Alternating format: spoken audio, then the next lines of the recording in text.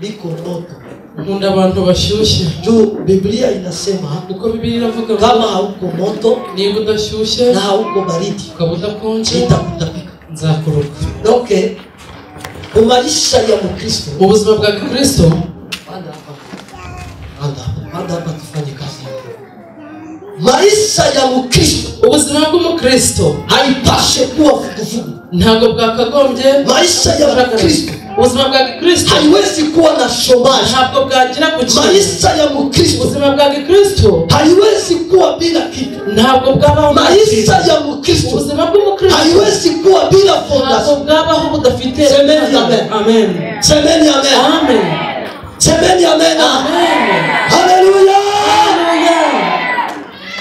Tunataka sikia neno la Mungu. Tugiye kumva ijambo ry'Imana. Nashukuru kwanza, ndashimye kwa uongozi wa kanisa kunipa nafasi. Nshimye abayobozi bw'itorero bwampaye umwanya kwa ajili ya kusema neno la Mungu, kugira ngo tuvuge ijambo ry'Imana. Teme yenye tuko nayo kwa siku 14. Umutwe w'ijambo dufite mu minsi 14 kutembea na Mungu, ni ukugendana n'Imana, kuwa na uhusiano na Mungu, kugira ubusabane n'Imana. Tuku acha nikwambie, uvandimwe reka mubwire, Mungu analipa mzuri. Imana ihemba neza. Hakuna mtu, nta muntu analipa mzuri uhemba neza sawa sawa Mungu gisa na nuko Imana igihemba neza. Ukitumika na Mungu, iyo ukoranye n'Imana, ukiishi na Mungu, ukabana n'Imana, ukitembea na Mungu, ukagendana n'Imana, atabatu banakuacha, naho abantu bakureka, atabatu banakutunda, naho abantu bagutera, atabatu abakusikia, naho abantu batakumva, atabatu abakuona, naho abantu batakureba, atabatu abakujali,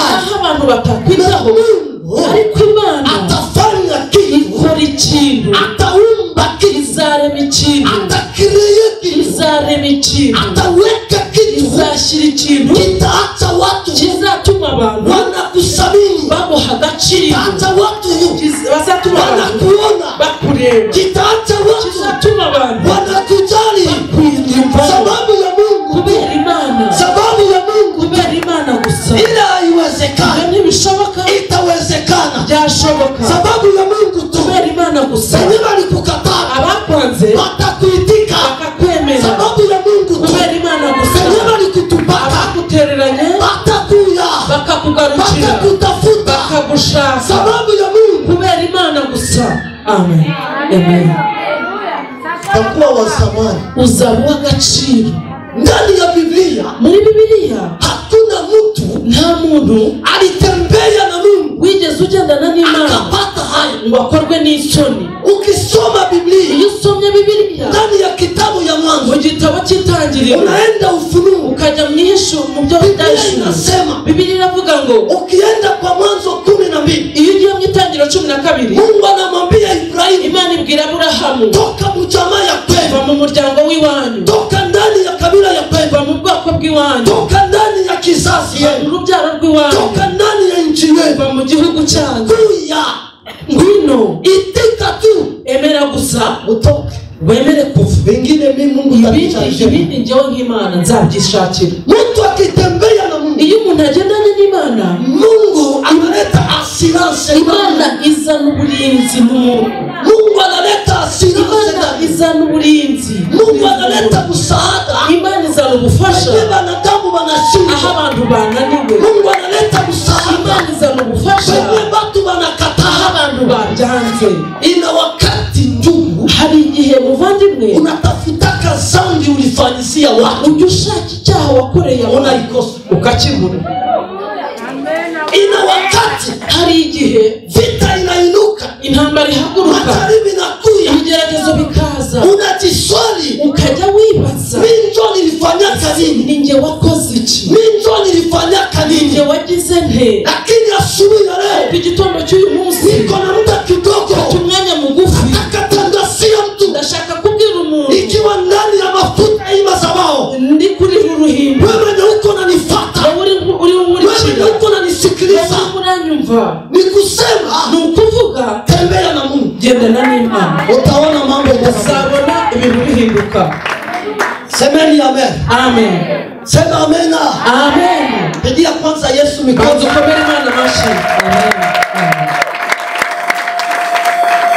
Hakuna muda ya kupoteza. Nta mwanya tugifite wo gutakaza. Soma kitabu ya Rutu. Igitabo cya Rusi. Chapitre yake ni 1. Igice ni cyambere. Unaanza mstari yake ya 16. Turahera ku murongo wa 16. Musimame kwa miguu yetu. Twese twubashye ijambo ry'Imana. Alafu kuna kitu nataka nikuzungumzie. Hari ikintu nshaka kukubwira katika asubuhi ya leo, igitondo cy'uyu munsi. Maana inawezekana kuna usemi kuko birashoboka hari amagambo yako ilisema umuryango yavuze hapa Mungu ariko anazungumza na wewe, ndashaka kuvugana nawe. Imana anafanya kitu, igiye gukora ikintu mu buzima bwawe. Soma kitabu ya Rutu, igitabo cya Rusi, sura yake ni kwanza, igice ni cyambere, mstari ya 16 hadi 17. Ile 17 mudusomere iyo mirongo 2. Alafu kuna kitu Mungu anaandaa, hari ikintu Imana imitegura kwa maisha yako, kiri bukoreke ku buzima bwawe. Amen. Soma pa. Tusome mu izina rya Yesu. Amen. Rusi igice cya mbere umurongo wa 16 kugeza 17. Rusi aramusubiza ati winginga kugusiga no gusubirayo ngo ne kugukurikira, kuko aho uzajya ariho nzajya, kandi aho uzarara ariho nzarara. Ubwoko bwawe nibwo buzaba ubwoko bwanjye, Imana yawe ni izaba Imana yanjye. Aho uzagwa niho nzagwa, bahampambe.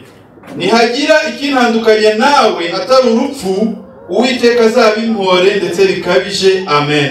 Amen. Chukua nafasi mwicare na ukisikie kuwa na furaha kandi wiyumva umunezero katika asubuhi ya leo, igitondo cy'uyu munsi, sababu tunataka kutumikia Mungu, kuko tugiye gukorera Imana. Wenyewe batakufa kesho, nk'abari bupfe ejo.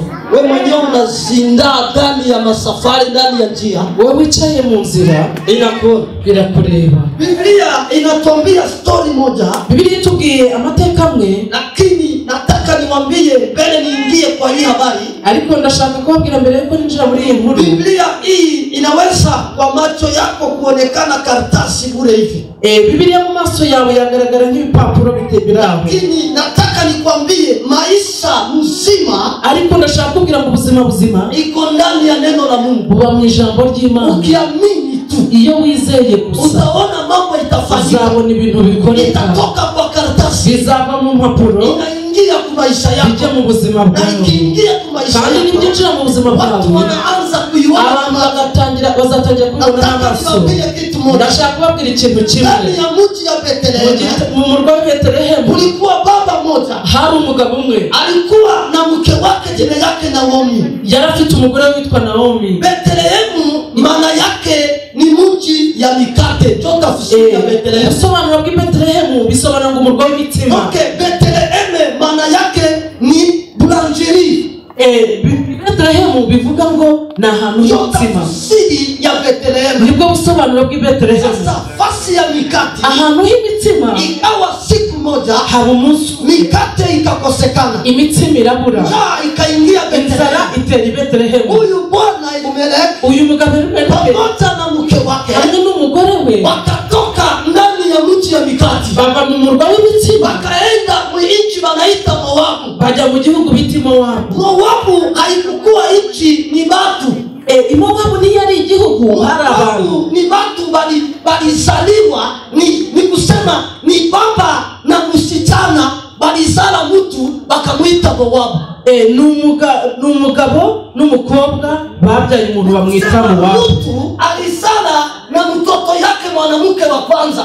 N'umuntu wabyaranye n'umwana we umukobwa w'imfura. Ukitaka kubielewa mzuri, iyo ushatse kubisobanukirwa neza, mwanzo pale sura 19, igitabo cy'itangiriro 19, unaanza 35 hadi 35 kumanuka, utakuta ile habari, uzasanga yayo makuru, lakini siko kule, ariko ntabwo ari iyo turi. Kuko Moabu, turi Moabu, kuko Bethlehem, turi Bethlehem, na kuko Naomi, hari na Naomi. Bila watu tatu, ibyo bintu bitatu nataka nikuzungumzie, ibyo nshaka kukubwira, kandi ndashaka ukamate miwale ya fata indorerwamo yawe, kati niko nazungumza, igihe ndi kuvuga uangalie mzuri, ugende ureba neza. Sababu gani nataka sema hivi? Iki gitumye ngiye kuvuga. Aba watu saba niona ikigeragezo Sema niona njala inaingia. babonye inzara yinjiye Bakasema hatuwezi bakia. baravuga ngo ntitwaguma hano Twende tutafute kitu ya kukula. tujya gushaka ibyo kurya Sasa manenda tafuta kitu ya kukula. bajya gushaka ibyo kurya Manenda tafuta kitu ya kula. bajya gushaka ibyo kurya Ndani ya mawavu.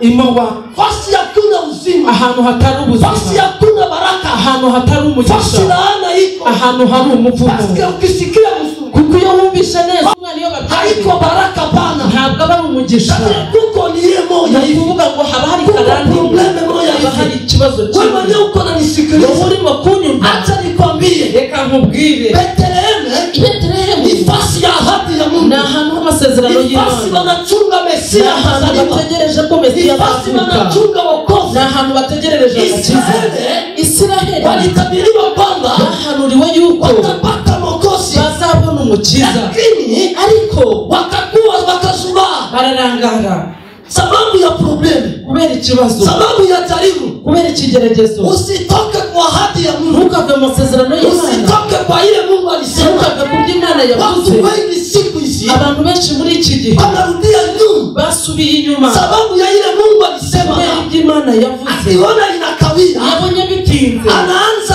kukatika nguvu, atangira anaanza gutwikira kurudia nyuma. atangira gusubira Nataka inyuma nikwambie ndashaka ngo nkubwire wewe uko unanisikiliza, wowe muranyumviriza hata ikikawia naho byatinda atatimiza, izabisohoza hata ikikawia naho byatinda atafanya, Imana yacu hata irakora ikikawia naho byatinda wapende wasipopenda, baba tembea tu na Mungu, gendana ishi na Mungu, bana ishi n'Imana ndani ya ahadi ya mu Mungu. masezerano y'Imana Ukiishi ndani ya ahadi ya mu Mungu, masezerano y'Imana hata jaribu inakuja, naho ibigeragezo simama. byaza hagarara Biblia inasema nini? Biblia ivuga ngo iki Nini itatutenga na upendo? niki cyadutandukanya n'urukundo rw'Imana Nini itakutenga na upendo? niki cyagutandukanya n'urukundo rw'Imana ese ni inzara Je, ni magonjwa? ese kurwara Je, ni kukataliwa? ese ni ukwangwa Je, ni kutukaniwa? ese ni ugutukwa Acha nikwambie, reka nkubwire asubuhi ya leo igitondo cy'uyu munsi neno la Mungu linaniambia ijambo ry'Imana rirambwiye Mungu Imana iko nyuma ya neno lake iri nyuma y'ijambo kwa ajili ya ryayo kuhitimisha kugira ngo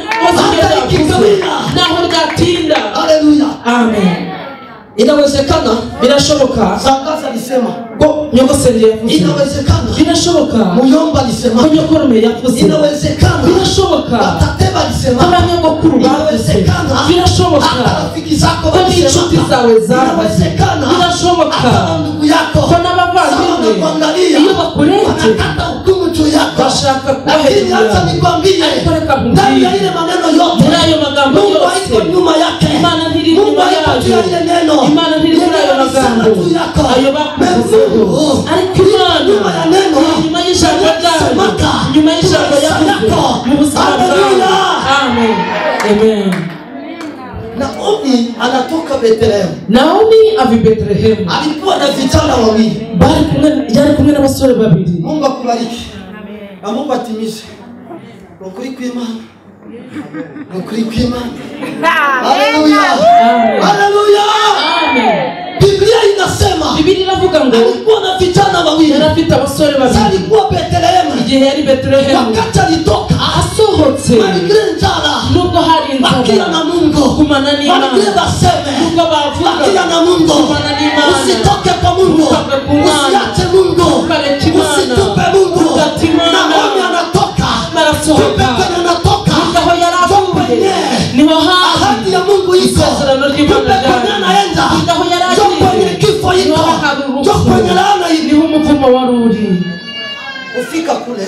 ahageze Bwana yake anakufa. umugabo arapfa Musikie shida. mwumve Yenye ikibazo Wakristo tunapata. abakristo tujya duhura Wakati igihe hatutembee tena na Mungu. tutari kugendana n'Imana Oh, haleluya. amen Nakutakia asubuhi ya leo. twifurije igitondo Tembea na cy'umunsi Mungu. kugendana n'Imana Ukitembea na Mungu kugendana n'Imana utakuwa tofauti. Unaonekana na macho. bigaragara n'amaso Ukiangalia ariko nureba Imana utakuona tofauti uzayibona na itandukanye wanadamu. n'umwana Basi Mungu ni roho. kuko Imana Na wenye kuomba Mungu n'abasenga waombe Imana Mungu basenga katika Imana roho na kweli. n'ukuri amen Mwanamke Mwanamke mmoja akakuja kwa Yesu. Umugore umwe kuri Yesu. Akamwambia Yesu, nabwira Yesu, sisi Wayahudi twebwe Abayuda na nyinyi wa Samaria n'aba Samaria ntaho duhuriye, tunajua kitu moja, ariko tuzi ikintu kimwe. Mungu walikuwa naenda mtafuta Imana bajyaga kuyishaka mu misozi. Yesu akasema, Yesu aravuga ngo wakati imefika, igihe kirageze kandi kirasohoye kugira ngo muombe Mungu katika roho na katika kweli no mukuri. Naomi hakukuwa na kitu, ntacyo yari afite. Naomi hakukuwa na kijana, nta musore wakuwa Rusi washaka, lakini ariko yari afite isezerano ry'Imana. Amen. Zapeta arrivé ndugu yangu na bishobora kuza bikaba mwenyewe uliwo umugore washatse nakwambia akakubwira auko Bwana sawa Bwana n'abandi bagabo n'umuntu. Zapeta arrivé bishobora kubaho Bwana mwenyewe kutosaka kwenu, umugabo wagukuye iwanyu, alikutosaka kwenu, yagukuye iwanyu na mazima ingali. Haleluya, amabere gihagaze. Sasa ilishakuwa amen. None yaramanutse anakwambia umugore hauko mwanamke ngo ntabwo umugabo ntabwo uri umugore nk'abandi. ni umuntu azamu umuntu saka kamutu umuntu mutosaka kamutu umuntu akosa yote mutosaka kamutu umuntu atami na wota mande naho yamera ubwami, atami na wota ya kufanana na dhahabu, naho yamera ibisekuruza, hii para inakuwa ndani wewe, naho uruhaza aracanga umuntu. Oi papa sakola okenju nta munsi n'umwe yaba Imana, okenju nta munsi n'umwe siwezi kuwa Yesu, ntiyaba Yesu, okenju nta munsi n'umwe siwezi kukufia, asigera gupfira, okenju nta munsi n'umwe siwezi jitoa kwa ajili yako. yitanga ku bwawe. Biblia inasema Biblia inavuga ngo watoto mwanamke huyu uyu mwana w'umukobwa anafurahisha sana, aranezeza cyane. Naomi ntacyo yarapfuye, Bwana nakufa, umugabo yarapfuye, watoto wanakufa, bana barapfuye, hakuna franga, lakini ariko kwa ulimwengu wa roho, mu buryo bw'umwuka Mungu alisema hari ikintu Imana yaramuvuzeho. haleluya, Amen. eske zane ndugu zamba rubako leo kuna kitu Mungu alisema juu ya, hari icyo Imana yavuze ku bwawe, kuko kitu Mungu alisema juu ya, hari ikintu Imana yabigeze ku bwawe, wewe uko unanifuata, wowe uri urankurikira, kuko kitu Mungu alisema juu hari yako, icyo Imana yigeze kuvugaho.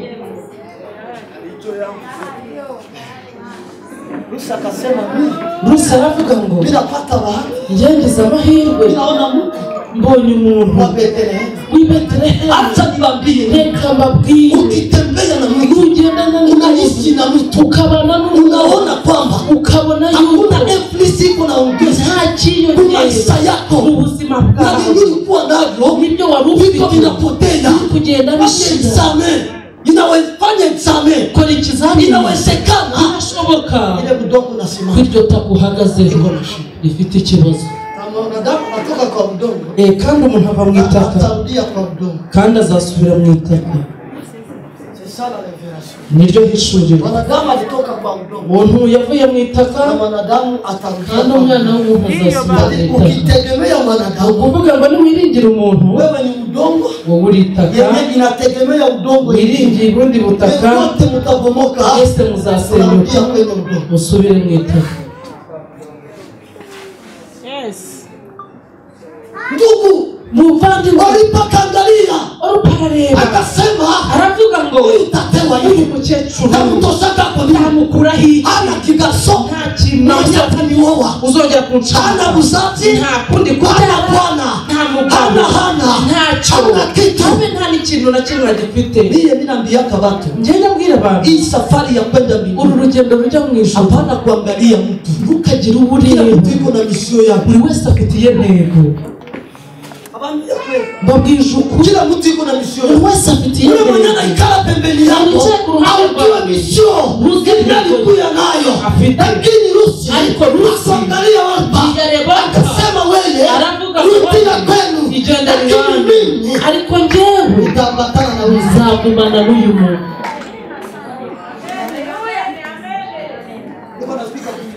Ngeze ku musozi, Biblia inasema Biblia inavuga ngo wakasafiri bagira urugendo bakafika Betlehemu. bagera i Betlehemu.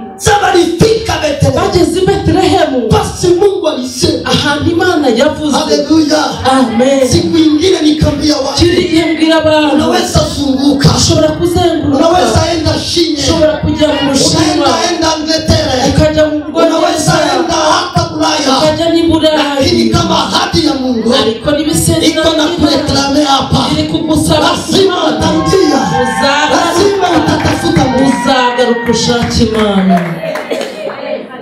ndugu, mbona unaenda uvandimwe kugiye umepezea kufunguliwa wewe? ntabwo ukeneye kubohoka wowe. Biblia inasema Biblia inavuga ngo bakafika bagera kule Betlehemu. i Betlehemu. Sasa walifika, bahageze neema ya Mungu, ubuntu bw'Imana, neema ya Mungu, ubuntu bw'Imana, promese ya Mungu amasezerano y'Imana ikarudia tena, arongera aragaruka. Amen. hakuna mtu tena alikufa, nta muntu wigeze wongera gupfa, hakuna mtu tena mwenye Naomi alipoteza. nta wundi Naomi yigeze abura.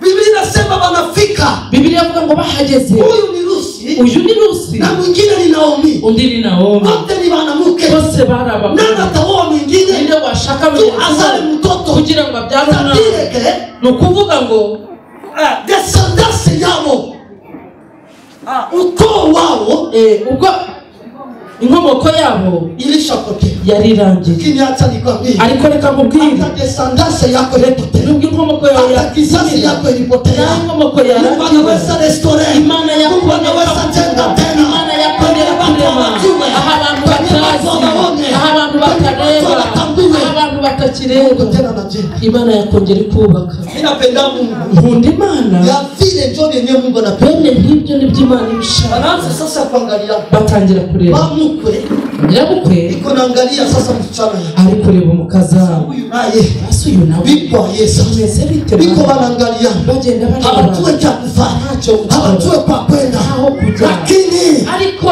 kuna wakati hadi ya Mungu bari bafite isezerano kwamba Mesia, mwokozi wa dunia, kiza w'isi azaliwa. azavukira i Betlehemu. Naomi akaanza kushauria sasa, atangira kugira akaanza kumwambia mtoto yangu, mwana wanjye, hapa tunarudia sasa, ubu turagarutse. si vile tunarudia, ariko ubwo tugarutse tunarudia kwa haki, tugarutse mu kwa Mungu alisema. hari Imana Niko nataka maliza, ndi gusoza, nataka nikwambie, ndagira ngo kizazi urubyaro ya Naomi rwa Naomi ndio kwenye Yesu anazaliwa, niho Yesu ndio kwenye Yesu anatomoka. niho Yesu Sikia ndugu yangu, ukaje wiheba, usikate tamaa, ntukihebe, na nyuma ya zeru, na nyuma ya zeru, na nyuma ya kwenye hakuna kitu, ahatari iki, anaweka kitu, Imana igihashije, hakuna msaada, ahatari ubufasha, analeta msaada. Imana igizana ubufasha. Naomi aliona kama Meisa, abonye ko arangiye, Ujoko nyanaenda anza. Haleluya.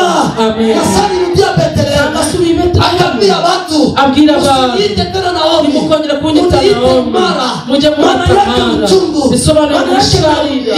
Kuko Naomi byari umunezero. Biblia inasema. Biblia iravuga ngo Boazi akaoa. Boazi arashaka. Rusi. Ashaka Rusi. Haleluya. Amen. Bakazala Obedi. Babyara Obedi. Na kule kwenye aho niho kizazi ya Yesu urubyaro rwa Yesu inatokea. Nani mwenye alijua kama ile kizazi ya Mungu kwenye Yesu anaweza kuyosuya? Maana yake ni kusema kile kenye watu wanajua kina maana kwa Mungu inaweza kuwa na maana. Ile yenye watu wanaona haifai kwa Mungu inafaa. Usikate hukumu, ujue pale ya Mungu iko tu ya ule mtu. Inawezekana cho msaada, cho solution ya maisha yako. Simama tuombe Mungu. Hapo tusenge Imana. Haleluya. Bakia na Mungu. Gumana n'Imana. Haleluya. Amen. Hata uone kitu namtagira bakia na Mungu. ari kujugumana hata bakucheke na abantu bakia na Mungu. gumana Naomi wako usiache na mtosi utoke pembeni yake. Naomi wako usimutupe. Kristo anazaliwa avuka ndani ya ile jamaa. Wacha nikwambie, uyu ulipa angenijuaka yaza kubimenya angeshikamana na nao. yari kugumana na Naomi. Kitu gani unashikamana nayo siku hii? Niki ugumanye nacho muri iyi minsi? Siku ya leo Muri iyi minsi iki muri iyi minsi? Kitu gani wewe? niki wowe ugundiriye?